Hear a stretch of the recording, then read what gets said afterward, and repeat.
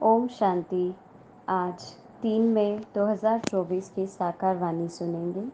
मुरली का सार है, मीठे बच्चे, इस दुख धाम को जीते जी तलाक दो, क्योंकि तुम्हें सुखधाम जाना है। सार में हमें फिर से आज बाबा ने बताया है, आत्मा अभिमानी बनना है। दुखधाम माना इस समय जो समय चल रहा है, इसे भूलकर सुखधाम में जाने के लिए तैयारियां करनी है। मुरली का प्रश्न है, बाप बच्चों को कौन सी एक छोटी सी मेहनत देते हैं? उत्तर दिया है, बाबा कहते हैं, बच्चे, काम महाशत्रु है, इस पर विजय प्राप्त करो। यही तुम्हें थोड़ी सी मेहनत देता हूँ। तुम्हें संपूर्ण पावन बनना है। पतित से पावन अर्थात पारस बनना है। पारस बनने वाले पत्थर नहीं बन सकते। तुम बच्चे अभी गुलगुल बनो तो बाप तुम्हें नैनों पर बिठाकर साथ ले जाएंगे। परमात्मा संगम युग पर हमें संपूर्ण पावन बनाने आए हैं, इसलिए बाबा बता रहे हैं कि संपूर्ण पावन बनना है, पतित से पावन अर्थात पारस जैसे बनना है। और जब हम पत्थर से पारस बन जाएंगे तो बाबा हमें अपने नैनों पर बिठाकर ले जाने वाले हैं। ओम शांति। रूहानी बाप रूहानी बच्चों को समझाते हैं, यह तो बच्चे ज़रूर समझते हैं, हम ब्राह्मण ही हैं जो देवता बनेंगे। यह पक्का निश्चय है ना? टीचर जिसको पढ़ाते हैं ज़रूर आप समान बना देते हैं। यह तो निश्चय की बात है। कल्प कल्प बाप आकर समझाते हैं, हम नरकवासियों को स्वर्गवासी बनाते हैं। सारी दुनिया को बनाने वाला कोई तो होगा ना। बाप स्वर्गवासी बनाते हैं, रावण नरकवासी बनाते हैं। इस समय है रावण राज्य, सतयुग में है राम राज्य। राम राज्य की स्थापना करने वाले हैं तो ज़रूर रावण राज्य की स्थापना करने वाला भी होगा। राम भगवान को कहा जाता है, भगवान नई दुनिया स्थापन करते हैं। ज्ञान तो बहुत सहज है, कोई बड़ी बात नहीं, परंतु पत्थर बुद्धि ऐसे है जो पारस बुद्धि होना ही असंभव समझते हैं। नरकवासी से स्वर्गवासी बनने में बड़ी मेहनत लगती है, क्योंकि माया का प्रभाव है। कितने बड़े बड़े मकान 50 मंजिल 100 मंजिल के बनाते हैं। स्वर्ग में कोई इतनी मंजिल नहीं होती। आजकल यहाँ ही बनाते रहते हैं। तुम समझते हो, सतयुग में ऐसे मकान नहीं होते जैसे यहाँ बनाते हैं। बाप खुद समझाते हैं, इतना छोटा झाड़ सारे विश्व पर होता है तो वहाँ मंजिलें आदि बनाने की दरकार ही नहीं। ढेर की ढेर ज़मीन पड़ी रहती है। यहाँ तो ज़मीन है नहीं, इसलिए ज़मीन का दाम कितना बढ़ गया है। वहाँ तो ज़मीन का भाव लगता ही नहीं, न म्यूनसिपल टैक्स आदि लगता है, क्योंकि सतयुग में पॉपुलेशन लोक संख्या ही कम है, तो जो है भरपूर है, और भरपूरता को संतुष्टता तृप्ति से उपभोग लेने वाले हम सभी वहाँ पर रहेंगे। तो यहाँ पर लोक संख्या बढ़ गई है, तो इस वजह से जगह की कमी है। तो बाबा यही हमें आज समझा रहे हैं, वहाँ का और यहाँ का क्या फ़र्क रहेगा। वहाँ जिसको जितनी ज़मीन चाहिए ले सकता है, वहाँ तुमको सब सुख मिल जाते हैं, सिर्फ एक बाप की यह नॉलेज से। मनुष्य 100 मंजिलें आदि जो बनाते हैं, उसमें भी पैसे आदि तो लगते हैं ना। वहाँ पैसे आदि लगते ही नहीं, अथाह धन रहता है, पैसे का कदर नहीं। ढेर पैसे होंगे तो क्या करेंगे, माना कोई भी चीज़ अगर जास्ती में होती है तो उसकी कदर ही नहीं होती है।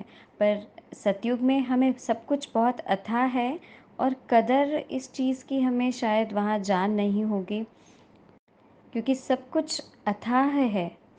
किसी चीज़ की कमी जब रहती है तो शायद हम फ़र्क से महसूस कर सकते हैं कि इस चीज़ का इम्पोर्टेंस है, महत्व है।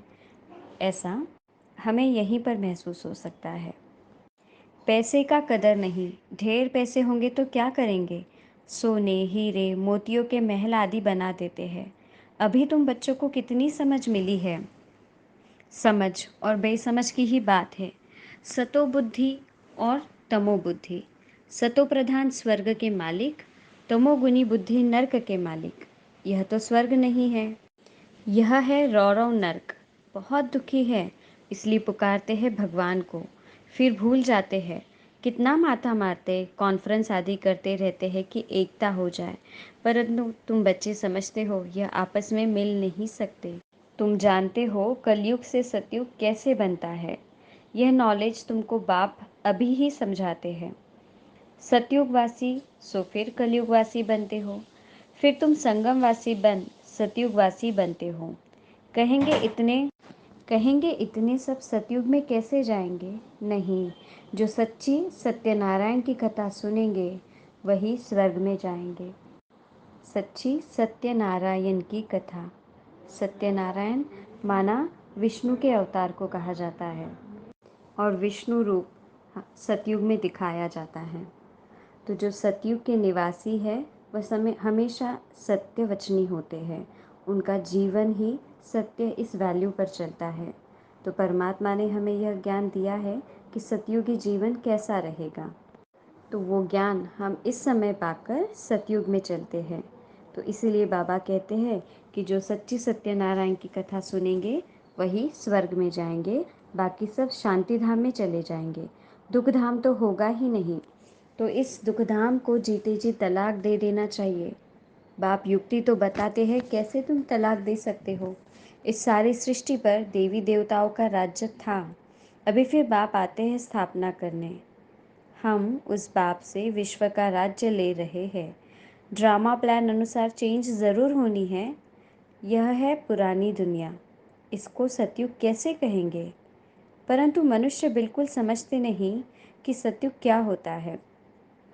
बाबा ने समझाया है, इस नॉलेज के लिए लायक वह है जिन्होंने बहुत भक्ति की है। उन्होंने ही समझाना चाहिए, उन्हें ही समझाना चाहिए। बाकी जो स्कूल के होंगे नहीं वह समझेंगे भी नहीं। तो फिर ऐसे ही टाइम वेस्ट क्यों करना चाहिए? हमारे घराने के ही नहीं हैं तो कुछ भी मानेंगे नहीं। कह देते हैं आत्मा क्या परमात्मा क्या, यह मैं समझना ही नहीं चाहता हूँ। तो ऐसे के साथ मेहनत क्यों करना चाहिए? बाबा हमें हमेशा कहते हैं कि नब्ज़ देकर ज्ञान देना है। जैसे ही आज बाबा ने फिर से दोहराया है कि जो अपने कुल का होगा वो थोड़ा भी ज्ञान सुनता है तो उसे और मज़ा आता है ज्ञान सुनने में। वह हमें और बातें पूछते हैं, पर जिन्हें ये समझने में इंटरेस्ट ही नहीं है उन्हें यह ज्ञान नहीं देना है, ऐसा बाबा कहते हैं। उनके पीछे अपना टाइम वेस्ट नहीं करना है। तो ऐसे के साथ मेहनत क्यों करनी चाहिए? बाबा ने समझाया है, ऊपर में लिखा हुआ है, भगवान उवाच, मैं आता ही हूँ कल्प कल्प पुरुषोत्तम संगम युग पर और साधारण मनुष्य तन में। जो अपने जन्मों को नहीं जानता है मैं बतलाता हूँ। मतलब जिनके तन में आते हैं उन्हें भी अपने जन्मों का ज्ञान नहीं है। बाबा आकर उन्हें पहले उनके जन्मों का ज्ञान देते हैं। पूरे 5000 वर्ष का पाठ किसका होता है हम बता देते हैं। जो पहले नंबर 1 में आया है उनका ही पाठ होगा ना। श्री कृष्ण की महिमा भी गाते हैं, फर्स्ट प्रिंस ऑफ सतयुग। वही फिर 84 जन्मों के बाद क्या होगा? फर्स्ट बेगर, जो सबसे पहले आए श्री कृष्ण के रूप में ब्रह्मा बाबा, वही सबसे पहले बेगर बनेंगे और फिर बेगर टू प्रिंस। यह साइकिल आज बाबा ने हमें समझाया है। फिर प्रिंस टू बेगर। तुम समझते हो प्रिंस टू बेगर कैसे बनते हैं, कैसे हम सतयुग में प्रिंस की दुनिया में जीते हैं और कैसे धीरे धीरे एक एक सीढ़ी उतरते हम बेगर माना कलयुगी दुनिया में आते हैं। फिर से कलयुग के बेगर से प्रिंस की दुनिया में जाते हैं। फिर बाप आकर कौड़ी से हीरे जैसा बनाते हैं। जो हीरे जैसा है वही फिर कौड़ी जैसा बनते हैं। पुनर्जन्म तो लेते हैं ना। सबसे ज़्यादा जन्म कौन लेते हैं यह तुम समझते हो। पहले पहले तो श्री कृष्ण को ही मानेंगे, उनकी राजधानी है, बहुत जन्म भी उनके होंगे, यह तो बहुत सहज बात है। परंतु मनुष्य इन बातों पर ध्यान नहीं देते। बाप समझाते हैं तो वंडर खाते हैं। बाप एक्यूरेट बताते हैं, फर्स्ट सो लास्ट, फर्स्ट हीरे जैसा लास्ट कौड़ी जैसा। मतलब जो पहले प्रिंस वही सबसे पहले बेगर बनेंगे। फिर हीरे जैसा बनना है, पावन बनना है, इसमें तकलीफ़ क्या है? पारलौकिक बाप ऑर्डिनेंस निकालते हैं, काम महाशत्रु है। तुम पतित किससे बने हो? विकार में जाने से इसलिए बुलाते भी है, पतित पावन आओ, क्योंकि बाप तो एवर पारस बुद्धि है, वह कभी पत्थर बुद्धि नहीं बनते हैं। कनेक्शन ही उनका और पहले नंबर जन्म लेने वाले का हुआ। देवताएं तो बहुत होते हैं, परंतु मनुष्य कुछ भी समझते नहीं। अभी तुम बैठे हो ख्याल करते होंगे, हम यह पुराना शरीर छोड़ेंगे, फिर घर में जाएंगे, वहाँ से फिर सतयुग में योग बल से जन्म लेंगे। बच्चों को खुशी क्यों नहीं होती? चिंतन क्यों नहीं चलता? जो मोस्ट सर्विसेबल बच्चे हैं, उन्हों का चिंतन ज़रूर चलता होगा। जैसे बैरिस्टरी पास करते हैं तो बुद्धि में चलता है ना, हम यह करेंगे, यह करेंगे। तुम भी समझते हो, हम यह शरीर छोड़ जाकर यह बनेंगे। याद से ही तुम्हारी आयु वृद्धि को पाएगी। अभी तो बेहद बाप के बच्चे हैं, यह ग्रेड बहुत ऊंची है। तुम ईश्वरीय परिवार के हो, उनका कोई और संबंध नहीं है। भाई बहन से भी ऊंच चढ़ा दिया है। भाई बहन से का भी रिश्ता नहीं है, हम लोगों का एक दूसरे के साथ भाई भाई का ही रिश्ता है। तो भाई भाई समझो, ये बहुत प्रैक्टिस करनी है। भाई का निवास कहाँ है? इस तख्त पर अकाल आत्मा रहती है। यह तख्त सभी आत्माओं के सड़ गए हैं। सबसे जास्ती तुम्हारा तख्त सड़ गया है। बिल्कुल सूक्ष्म है, स्टार मिसल है। बाप भी कहते हैं मैं भी बिंदु हूँ, मैं फिर तुमसे बड़ा थोड़ी ही हूँ। तुम जानते हो हम शिव बाबा के संतान हैं। अब बाप से वर्षा लेना है, इसलिए अपने को भाई भाई आत्मा समझो। बाप तुमको सम्मुख पढ़ा रहे हैं, आगे चल और ही कशिश होती जाएगी। यह विघ्न भी ड्रामा अनुसार पढ़ते रहते हैं। अगर कोई भी गलती हमसे होती है, परमात्मा हमें फिर से इस बात के लिए और प्रोत्साहन देते हैं कि जो हुआ उस बात को बिंदी लगाओ, उसे ड्रामा अनुसार हो गया है ऐसा समझ, उस बात को भूलकर आगे की नई कोशिशों में आगे बढ़ते रहने के लिए परमात्मा आज हमें बता रहे हैं। अभी बाप कहते हैं तुमको पतित नहीं होना है, यह ऑर्डिनेंस है। अब तो और ही तमोप्रधान बन पड़े हैं, विकार बिगड़ रह नहीं सकते। जैसे गवर्नमेंट कहती है शराब नहीं पियो, तो शराब बिगड़ रह नहीं सकते। फिर उनको ही शराब पिलाए डायरेक्शन देते हैं, फलानी जगह बॉम्ब सहित गिर जाओ। कितना नुकसान होता है। तुम यहाँ बैठे बैठे विश्व का मालिक बनते हो, वह फिर वहाँ बैठे बैठे बॉम्ब्स छोड़ते हैं सारे विश्व के विनाश के लिए। कैसे चट्टा भेटी है। तुम यहाँ बैठे बैठे बाप को याद करते हो और विश्व के मालिक बन जाते हो। कैसे भी करके बाप को याद ज़रूर करना है। इसमें हठ योग करने व आसन आदि लगाने की भी बात नहीं। बाबा कोई भी तकलीफ नहीं देते हैं। कैसे भी बैठो, सिर्फ तुम याद करो कि हम मोस्ट बिलव्ड बहुत प्यारे बच्चे हैं। तुमको बादशाही ऐसे मिलती है जैसे माखन से बाल। गाते भी है सेकंड में जीवन मुक्ति। कहाँ भी बैठो, घूमो फिरो, बाप को याद करो। पवित्र होने बिगड़ जाएंगे कैसे, नहीं तो सजाएं खानी पड़ेंगी। कल की ही मुरली में बाबा ने हमें बताया है कि अगर श्रीमत पर चलेंगे तो मुक्ति, जीवन मुक्ति का फल पाएंगे, और अगर श्रीमत पर नहीं चले तो बाबा ज़बरदस्ती हमें हमारे हिसाब किताब चुकतू कर ले ही जाएंगे। तो अब ये हमारी चॉइस है, हमें जाना कैसे है। जब धर्मराज के पास जाएंगे तब सबका हिसाब किताब चुकतू होगा। जितना पवित्र बनेंगे उतना ऊंच पद पाएंगे। इम्प्योर रहेंगे तो सूखा रोटला खाएंगे। जितना बाप को याद करेंगे पाप कटेंगे। इसमें खर्चे आदि की कोई बात नहीं। बल घर में बैठे रहो, बाप से भी मंत्र ले लो। यह है माया को वश करने का मंत्र। कौन सा मंत्र बताया बाबा ने? मन मना भव, माया को वश करने का मंत्र। परमात्मा में अपना मन लगा लो तो माया आसपास नहीं भटकेगी। यह मंत्र मिला फिर भल घर जाओ, मुख से कुछ बोलो नहीं। अल्फ और बे, बादशाही को याद करो। तुम समझते हो बाप को याद करने से हम सतो प्रधान बन जाएंगे, पाप कट जाएंगे। बाबा अपना अनुभव भी सुनाते हैं।